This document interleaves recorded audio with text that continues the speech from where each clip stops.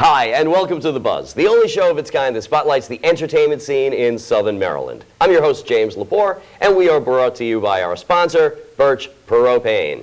On my show today, the director and 3 cast members from Death by Chocolate, the new hit comedy at the Port Tobacco Players Theater in La Plata. Super, super funny comedy. Opens Friday night. You're not going to want to miss this. Now, let's introduce the principal players. We've got David Standish, director.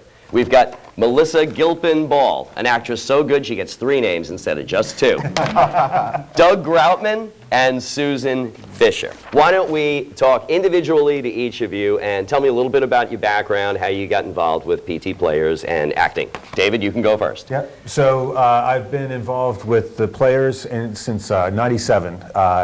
I auditioned for a show and just got the bug bit, and I've been doing stuff ever since. I've directed 5 times.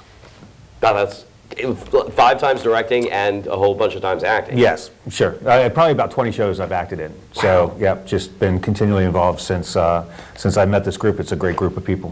What about you, Doug? This is my 3rd show with Port Tobacco Players, and started 5 years ago in a comedy. A year after that, did another comedy. See, I can't sing and I can't dance, so all I can do is comedies.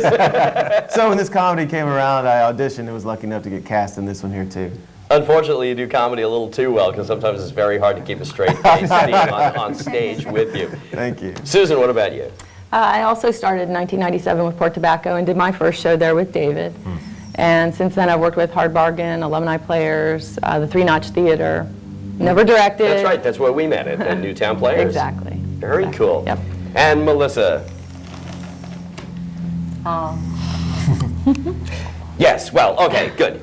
David? Yes. What made you want to direct this show? So I was thinking about this. I like making people laugh.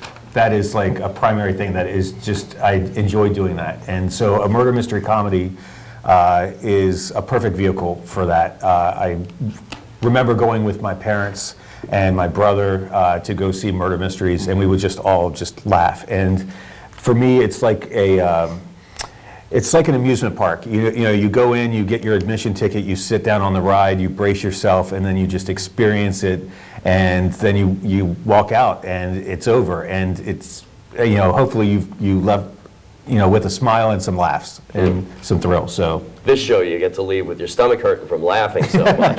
Actually, Doug, you and I met at a murder mystery. At a murder mystery 1 act. That's very cool. Now, let me get back down here to Melissa. Hello, Melissa. Hi. Okay, see, she does speak, and the whole eating popcorn thing is a little teaser for what you're going to see on stage at Death by Chocolate. That's all I can say, but when you come to see the show, you'll realize how funny it was, what Melissa just did. Melissa, tell me a little bit about your background.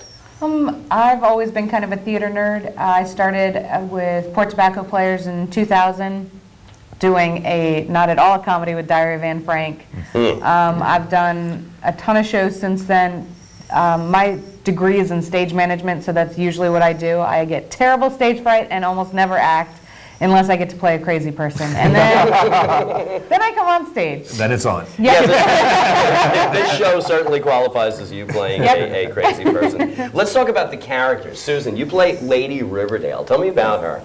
Well, Lady Riverdale is a very driven woman who worked very hard in her early life and saved up all her money, and she bought a chocolate company and became world famous as a chocolatier.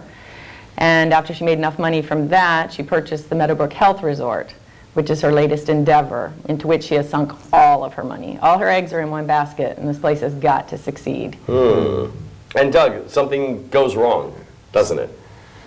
There are 2 unexplained deaths in this play. We see them happen right in front of us, but nobody knows how in the world this happens. So how do you get involved? Well, see, I'm a writer, and I'm staying at the Meadowbrook Health Resort, and as a writer, I do murder mysteries and plays, and it's kind of like the author that wrote a novel about an airliner that suddenly needed a pilot, and I wrote a story about I can be in the cockpit and my character can fly the plane. Well, there's a death, and I show up at this resort, and hey, I've written about murder mysteries. I know how to solve these things, and so I apply a writer's point of view, actually, into real life, and it doesn't go exactly as someone would have written it. I'll say. Melissa, what can you tell me about your character without, we have to be careful, we don't want to give away too much, but... Well, the show starts with my character's father committing suicide, and basically my character, Sweet Pea Meadowbrook, compensates for that loss by eating her feelings for most of the show. She's very distraught by her father's suicide, and while she is a woman of very few words, she does have a lot of feelings that she takes care of by eating. Mm-hmm. I think we start to see the popcorn connection emerging here. David, we've got 11 people in the cast total. Yes. And of course then the associated crew that comes along with it. Why don't we just run down who else other than us is in the show? Well, so when you say us, you're talking about the 4 people sitting here, but you haven't mentioned yet that you are also in the show. And James plays John Stone, who is the lead character in the production. So John Stone is the new manager of Meadowbrook Health Resort, and he has no experience doing it before, and Lady Riverdale got him based on his references alone. And he is in way over his head. And so once, things start going awry, he wants to get out of there, but, he's trying to solve this mystery too, but he is scared because he is the person that they're trying to kill. Mm-hmm. So how has it been for you? Well, thank goodness I've got a murder mystery writer on stage with me who can help me figure this out and keep me safe. We know how these are supposed to go. That's right. Let's give a shout out to the other cast members who couldn't be here today. For the rest of the folks we've got in the show, you have to have, in a murder mystery, you have to have a butler, right? Mm-hmm. And so we've got Alfred, who's played by Greg Rumpf. We've got an executive assistant to Lady Riverdale, Dyslexia, played by Joanna Graupman.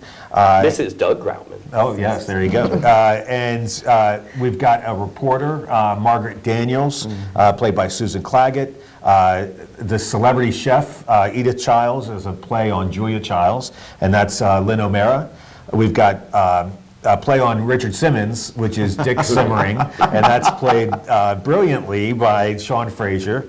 And we have to have a nurse. So we have Nurse Ann Smith, who's played by Christy Charnock. Mm-hmm. So Dave.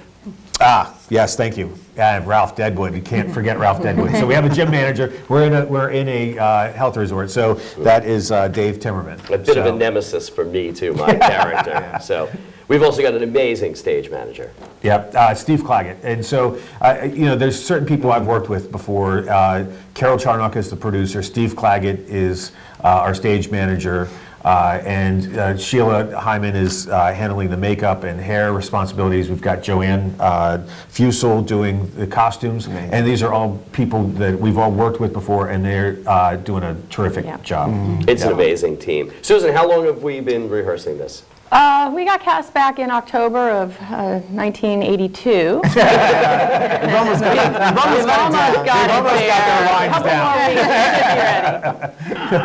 it. We started back in October, and 3 times a week meet at La Plata for rehearsal. So the most fun ever. David, during auditions, what were you looking for specifically in these characters? So for the auditions, it was important for me to go and find people that obviously could connect with the script. And so a lot of times we'll do readings through the show. But the other piece of it is I needed to find people that would really commit to being crazy, commit to being, serious. Yeah, some of us should be committed already.